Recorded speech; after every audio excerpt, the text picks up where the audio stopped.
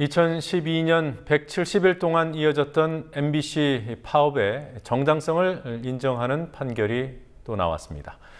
거센 사퇴 압력을 받고 있는 김환영 KBS 사장이 진도에서 기념사진을 찍은 적이 있다는 주장이 KBS 노조로부터 나왔습니다.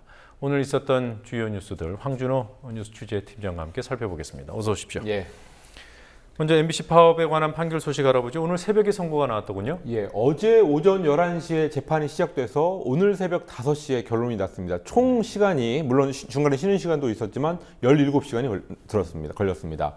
서울 남부지법 제23 형사부에서 국민참여재판으로 나온 판결입니다. 2012년 MBC의 170일 파업에서 업무방해 등으로 기소된 MBC 노조 집행부 5명에 대해서 무죄를 선고했습니다. 검찰의 기소 이유였던 불법 파업에 따른 업무방해, 여기에 대해서는 6대1로 배심원들의 무죄 의견이 압도적으로 많았습니다. 그리고 현관문 봉쇄로 인한 업무방해, 김재철 당시 사장의 법인카드 내역 공개에 따른 정보통신망법 위반, 이 두 가지에 대해서는 만장일치로 무죄 판단을 내렸습니다. 다만 이제 당시에 MBC 로비 현관과 기둥에다가 페인트로 문구를 적은 행위, 여기에 대해서만 유죄가 인정돼서 벌금을 판결했습니다. 네. 지난 1월에도 비슷한 예. 판결이 있지 않았나요? 예, 그때 1월에 나왔던 것은 민사재판의 판결이 2번 있었고, 네. 그때 재판 판결의 핵심은 공정방송이라는 것은 언론사의 근로조건 중에 중요한 요소다라는 점이었습니다. 이번에 나온 것은 형사재판 1심 판결인데요. 국민참여재판으로 진행됐으니까 거기에 나왔던 배심원으로 나왔던 일반인들이 방송사 파업으로 인한 어떤 불편함 이런 것보다 공정방송을 훨씬 더 중요하게 보고 있다고 해석할 수 있습니다. 전국언론노조는 MBC 사측은 국민의 뜻을 받아들여서 해직 언론인들을 즉각 복직시키고 조합원들에 대한 부당한 징계를 당장 철회하라고 요구했습니다. 지난번에 나눔꼼 수사 재판도 새벽 2시에 굉장히 길게 새벽 2시에 끝났는데 국민참여재판으로 하면서 증인신문이라든지 또 증거조사 이런 것들을 자세히 하다 보니까 재판 시간이 이례적으로 길어졌습니다. 네. 그러니까 지난 1월에 나왔던 것은 그 징계, 해고무효 소송에서 해고무효라고 판단을 한 거고, 이번에는 그렇습니다. 형사사건에서 파업이 정당했다 이런. 예, 업무방해에 대한 형사고발 사건이었습니다. 네. 자, KBS 김환영 사장이 진도에서 사진을 찍었다는 주장이 나왔습니다. 확인된 건가요? 예, 아직은 노조의 주장입니다. 지난달 19일이니까 세월호 사고 사흘 뒤의 일입니다. KBS가 사고 지점 200m 앞에서 근접 생방송을 하던 배가 있었는데 거기에 김환영 사장 등 10명의 간부들이 찾아와서 직원들을 격려하다가 김환영 사장이 이왕 온 김에 사진이나 한번 찍자라는 말을 했다고 KBS 노동조합이 노보를 통해서 오늘 알렸습니다. 길 사장의 그런 지시, 사진을 찍자는 지시에 생방송을 마치고 쉬던 방송 인력들이 불려나와서 15명이 한 번, 그리고 30명이 한 번 이렇게 사진을 찍었다고 합니다. 그렇지만 김환영 사장은 그 후로 송영철 안행부국장이 그 진도 팽목항에서 기념사진을 찍다가 결국 사표를 내는 일, 이거를 보면서 자기가 사진 찍은 게 알려지면 큰일 나겠다 싶어서 같이 사진을 찍었던 사람들의 입단속에 나섰다고 합니다. 그러면 그 입단속이 실패한 거군요. 누군가가 얘기를 한 거죠? 예, KBS 측은 사진을 찍은 것 그 자체는 인정을 했습니다. 기 사장이. 그렇지만 찍은 사람, 셔터를 누른 쪽은 사장이 아니라고 했는데요. 길 사장이 현장 중재팀을 격려하는 자리에서 거기에 있던 직원들이 잠깐 휴대폰으로 함께 사진을 촬영한 거라고 주장했습니다.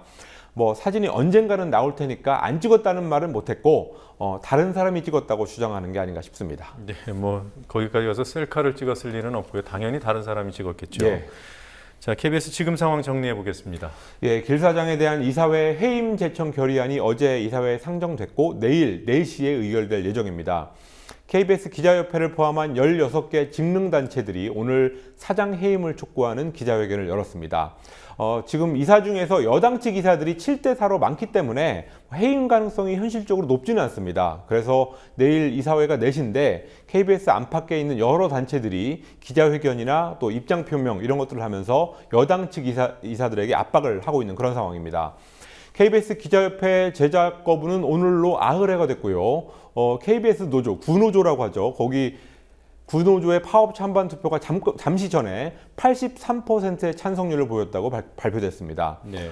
이미 파업을 결의한 소위 새노조와 함께 양대 노조의 동시 파업도 예상되고 있는 상황입니다. 네.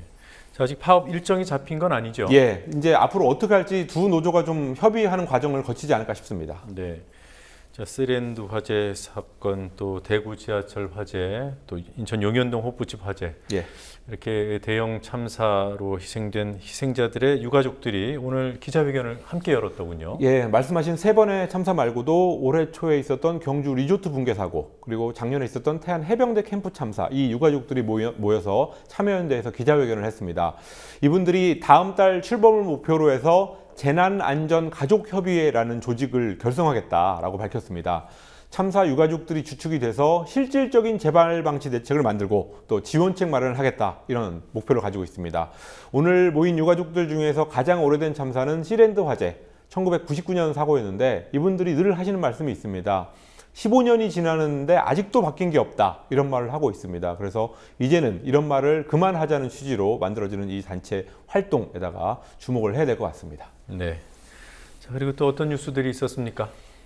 박근혜 대통령이 교육, 사회, 문화를 총괄하는 부총리 신설을 제안했습니다. 이명박 정부 초기에 과거 정부, 노무현 정부 지우기 차원에서 없앴던 교육부총리가 7년 만에 부활할 것으로 보입니다. 또 안전행정부도 노무현 정부에서 불렸던 행정자치부로 이름을 바꾸기로 했습니다.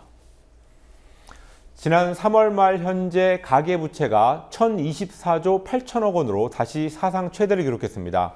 작년에 이미 1,000조를 넘어섰었는데 작년 11월 말에 비해서 올 3월 말에 3조 4천억 원이 더 늘었다고 한국은행이 발표했습니다.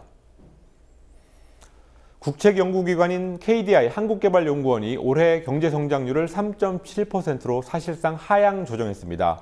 민간 연구소들에 이어서 국책연구소 KDI까지 보수적인 전망을 내놓음에 따라서 정부 성장률 목표치 4.1에서 4.1%는 달성이 사실상 어렵다는 전망이 나오고 있습니다.